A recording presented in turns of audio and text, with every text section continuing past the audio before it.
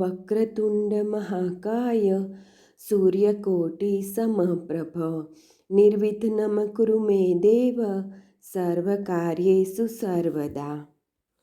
ઓમ દ્રામ દત્તાત્રેયાય નમઃ. શ્રીપાદરાજમ શરણં પ્રપદ્યે. ત્વમેવ સર્વં મમ રંગદેવ. સુરતના શ્રી રંગચરણાનુરાગી દિલીપભાઈ અને શોભનાબેન પારેખના આત્મીય આયોજન પ્રમાણે શ્રીપાદ શ્રી વલ્લભ ચરિત્રામૃતના ત્રિદિવસીય સમૂહ પારાયણનું નારેશ્વર તીર્થધામમાં આયોજન કરવામાં આવ્યું હતું.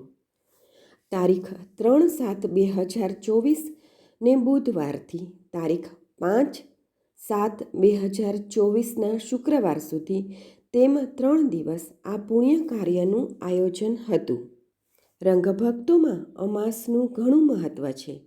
જેઠ મહિનાની અમાસના દિવસે જ આ પારાયણ પૂર્ણ થયું. પારાયણ પૂર્ણાહુતિના બીજા જ દિવસે તારીખ 6/7/2024ને શનિવારના રોજ પરમહંસ પરિવ્રાજકાચાર્ય વાસુદેવાનંદ સરસ્વતી સ્વામી મહારાજની પુણ્યતિથિ હતી. આ દિવસે ગુપ્ત અષાઢી નવરાત્રિનો પ્રારંભ પણ થતો હતો. નારેશ્વર પરિસરમાં જ મૂળ શ્રી અક્કલકોટના સ્વામી સમર્થે એક ભક્તને આપેલી દત્તપાદુકા ઔદુંબર નીચે વર્ષોથી પૂજાતી આવી છે.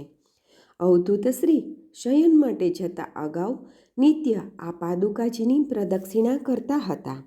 આ પ્રાચીન પવિત્ર સ્થાને જ અષાઢ સુદ એકમ અને સ્વામી મહારાજની 110મી પુણ્યતિથિના દિવસે પારાયણથીઓ દ્વારા સમૂહ પાદુકા પૂજન કાર્યનું આયોજન કરવામાં આવ્યું હતું.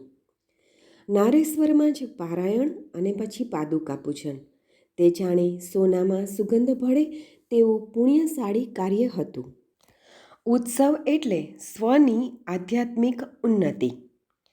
તે આ શ્રીપાદ શ્રી વલ્લભ ચરિત્રામૃત ગ્રંથ પારાયણ અને પાદુકા પૂજનના પુણ્યભીના ઉત્સવની રૂપરેખાની માહિતી મેળવીએ.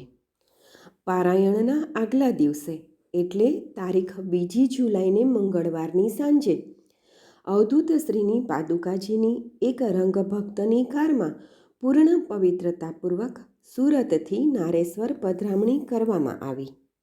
રંગ પરિવારમાં ડૉક્ટર કનૈયાલાલ વાણી, રંગબાપજીના સેવક તેવા ડૉક્ટર વાણી કાકાનું નામ જાણીતું છે. ડૉક્ટર વાણી કાકાના ભાઈ સુમનલાલ વાણી પરિવાર તરફથી આ શ્રીરંગ પાદુકાજી પ્રસાદીમાં આજથી લગભગ 23 વર્ષ પહેલાં દિલીપભાઈ પારેખને પ્રાપ્ત થયેલા. તે દિવસથી જ દિલીપભાઈ અને તેમનો પરિવાર તે શ્રીરંગ પાદુકાજીને પૂર્ણ સમર્પિત થઈ ગયા છે. રંગભક્તો પણ શ્રદ્ધાપૂર્વક ગુરુવારે અને અન્ય દિવસે તેના દર્શને આવે છે અને દિલીપભાઈના ઘરે અનેક ઉત્સવોનું આનંદપૂર્વક આયોજન થાય છે. તારીખ 2 જુલાઈ અને મંગળવારની સાંજે એક અન્ય વાહનમાં બધા પારાયણથીઓ પણ નારેશ્વર આવી પહોંચ્યા. નારેશ્વર સ્થાનના સર્વધર્મ કાર્યના નિવૃત્ત આચાર્ય તેવા મુરબ્બી સર્વદમન દાદાએ દત્તબાવનીના ગાન સાથે અને આનંદ ઉલ્લાસ સાથે પાદુકાજીને નારેશ્વર મંદિરમાં અને આખાએ પરિસરમાં ફેરવ્યા. ત્યારબાદ પાદુકાજીને વિશ્રામ અને રાત્રિ રોકાણ માટે શાંતિનિકુંજમાં પધરાવવામાં આવ્યા. શ્રી દિલીપભાઈ પારેખ મંદિરમાં રંગબાપજી સામે પ્રાર્થના કરવા ગયા કે હે રંગા, આ શ્રીપાદ શ્રી વલ્લભ ચરિત્રામૃતનું સમૂહ પારાયણ અને પાદુકા પૂજન નિર્વિઘ્ને સંપન્ન થાય તેવી કૃપા કરજો.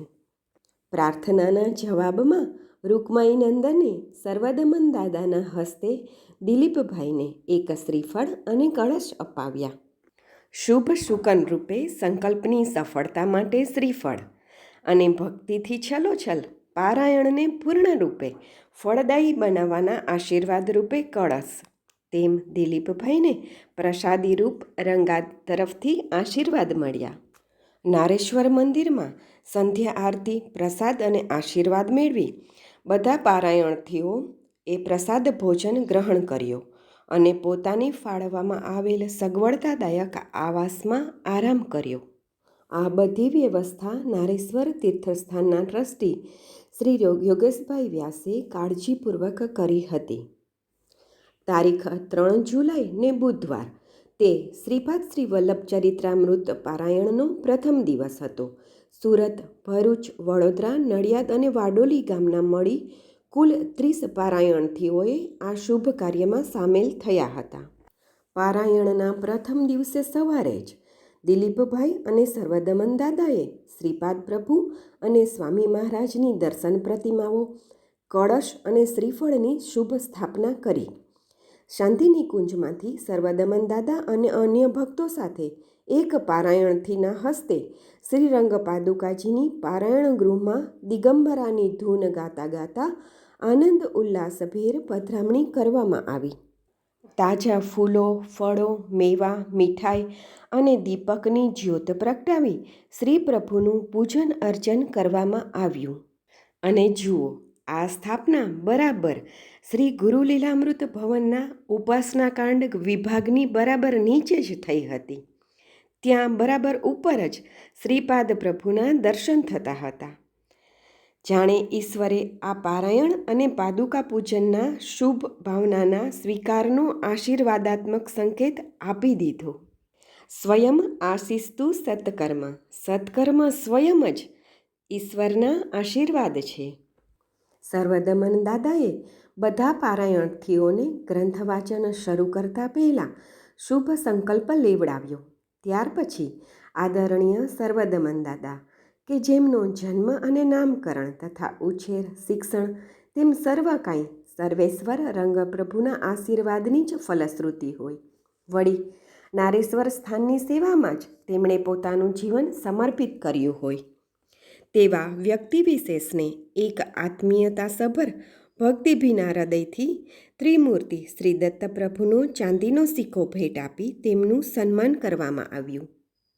ચારેય દિવસ સર્વદમન દાદા સતત ભક્તોની સાથે રહી શિસ્તપૂર્વક વિધિસર સર્વ કાર્ય કરાવતા હતા. વરસતા વરસાદમાં શ્રીરંગ પાદુકાજી પર છત્રી ધરવાનું કાર્ય પણ તેઓ સપ્રેમ કરતા હતા. બસ ભોળા ભક્તોથી અવધૂતી શિસ્તમાં ક્યાંય કશી કચાશ ન રહે તે જ તેમની અંતરની ભાવના હતી. તારીખ 6 જુલાઈના રોજ સ્વામી મહારાજની પુણ્યતિથિ નિમિત્તે પાદુકા પૂજન કરવાનું હોવાથી અગાઉથી જ શ્રી વાસુદેવ નામસુધાના 108 પાઠ પૂર્ણ થાય તેમ પારાયણના પ્રથમ દિવસથી જ તેઓ મોટેથી બોલી બધા ભક્તોને વાસુદેવ નામસુધાનું ગાન કરાવતા હતા. શ્રીપાદ પ્રભુની 3 દર્શન પ્રતિમાઓ દિલીપભાઈએ પીઠાપુરમથી અગાઉથી મંગાવેલી તે સ્થાપનામાં જોઈ શકાય છે. તેમાંથી એક નડિયાદના રંગભક્ત કાજલબેનને સર્વદમન દાદાએ અર્પણ કરી તેમના જીવનમાં ધન્યતા બક્ષી. ત્યાર પછી બધા ભક્તોએ દત્તનામ સંકીર્તનનો પાઠ કર્યો. દત્તભાવની બોલી અને દિલીપભાઈએ પ્રથમ દત્તા અવતાર શ્રીપાદ શ્રી વલ્લભ પ્રભુના જીવન કવનરૂપ આ ગ્રંથની માહિતી આપી. ગ્રંથનો દરેક શબ્દ બ્રહ્મ છે એટલી બધી ઉર્જા ભરી પડી છે અને ગ્રંથની મહત્તા સમજાવી બધા પારાયણથીઓને આ કાર્ય કરી શકવા માટે ભાગ્યશાળી ગણાવ્યા. દિલીપભાઈએ પોતે વ્યવસ્થિત મધ્યમ ઝડપે સ્પષ્ટ ઉચ્ચારથી 3 અધ્યાયનું ભાવપૂર્વક માઇકમાં વાંચન કર્યું. બધા ભક્તોએ પણ આ વાંચન સાથે જ પોતે 3 અધ્યાય વાંચી પૂર્ણ કર્યા. સવારે 10 વાગ્યે શ્રીરંગ પાદુકાજીને ભિક્ષા માટે લઈ જવામાં આવ્યા. એક પારાયણથીના હસ્તે માતૃકુટીર, રસોડું કે ભિક્ષાગૃહ તરફ પાદુકાજી અને સાથે સર્વદમન દાદા અને બધા ભક્તો દિગંબરાની ધૂન બોલાવતા ભિક્ષાગૃહે પહોંચ્યા. નારેશ્વરમાં રંગબાપજી અને રૂકમાંબા સદેહે બિરાજતા હતા. તે સમયના નિયમ પ્રમાણે જ સવારે 10 વાગ્યે અવધૂત શ્રીનો રૂકમાંબાના હાથે બનાવેલ ભિક્ષા ગ્રહણ કરવાનો નિયમ હતો. રંગબાપજીની ભિક્ષાની સર્વ જવાબદારી સર્વદમન દાદા અને તેનો પરિવાર જ સંભાળતો હતો. ભિક્ષા ગ્રહણ કરી બપોરે 12 વાગ્યે સર્વદમન દાદા રંગબાપજીને વિશ્રામ માટે શાંતિનિકુંજમાં પધરાવતા હતા. બધા ભક્તો 10:30 આગળના અધ્યાયનું ફરી વાંચન શરૂ કરતા હતા. હવે દિલીપ દાદા દરેક ભક્તને જેમને માઇકમાં અધ્યાયનું વાંચન કરવું હોય તેને તક આપતા હતા.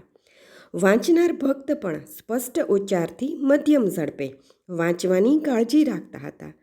તેની સાથે જ બાકીના ભક્તો પણ પોતાનો અધ્યાય સાથે સાથે વાંચતા હતા. દિલીપ દાદાના આ નાનકડા પ્રયાસથી લગભગ બધા પારાયણથીઓને 3 દિવસ દરમિયાન જાહેરમાં ગ્રંથ વાંચનનો નવો અનુભવ મળ્યો. બપોરે 12 વાગ્યે નારેશ્વર ટ્રસ્ટ તરફથી પારાયણથીઓ માટે ફરાળની સુંદર વ્યવસ્થા કરવામાં આવી હતી. તે ગ્રહણ કરી જરા વિશ્રામ લઈ ફરી બધા પારાયણથીઓ 1:30 વાગ્યે પોતાનું સ્થાન ગ્રહણ કરતા હતા. એક દત્તભાવની અને દત્તદર્શક બોલી ફરી આગળના અધ્યાયનું વાંચન શરૂ કરવામાં આવતું હતું. બપોરે 4 વાગ્યે શ્રી રંગપાદુકાજીને કોઈ એક પારાયણથીના હસ્તે સર્વદમન દાદા સાથે શાંતિનિકુંજમાંથી પારાયણ ગૃહમાં લાવી પધરાવતા હતા. ત્યારબાદ 20 મિનિટ બધા ચા કોફીનો વિરામ લઈ ફરી ગ્રંથ વાંચન શરૂ કરવામાં આવતું હતું. તે દિવસના અધ્યાય વાંચન પૂર્ણ થતાં સર્વદમન દાદા મોટેથી બોલી બધા ભક્તો પાસે શ્રી વાસુદેવ નામ સુધાનો પાઠ કરાવતા હતા. ત્યારબાદ શ્રી પ્રભુની આરતી કરી પ્રસાદ ધરાવી પ્રથમ દિવસના પારાયણને વિરામ અપાતો. ત્યારબાદ સર્વદમન દાદા બધા ભક્તો સાથે મળી મોટેથી શ્રી વાસુદેવ નામસુધાનો પાઠ કરાવતા હતા. ત્યારબાદ શ્રી રંગપાદુકાજીને એક પારાયણથીના હસ્તે અને બધા ભક્તો સાથે દિગંબરાની ધૂન બોલાવતા શાંતિનિકુંજ સુધી પ્રયાણ કરતા હતા. ત્યાં સર્વદમન દાદા તે પારાયણથીના હાથમાંથી પાદુકાજી લઈ શાંતિનિકુંજની અંદર રંગબાપજીને આરામ મળે તેમ બરાબર તેના સ્થાને વ્યવસ્થિત મૂકતા હતા. પછી બધા ભક્તો રાત્રિ ભોજન માટે જતા હતા. પ્રસાદ ભોજન પછી બધા શાંતિથી બેસી ભજન લલકારતા કે પોતાના અનુભવોની વાતો કરતા અને મોડી રાત્રે શાંતિથી પોતાના આવાસોમાં આરામ માટે જતા હતા. અહીં પ્રથમ દિવસનો કાર્યક્રમ પૂર્ણ થાય છે. અવધૂત ચિંતન શ્રી ગુરુદેવ દત્ત.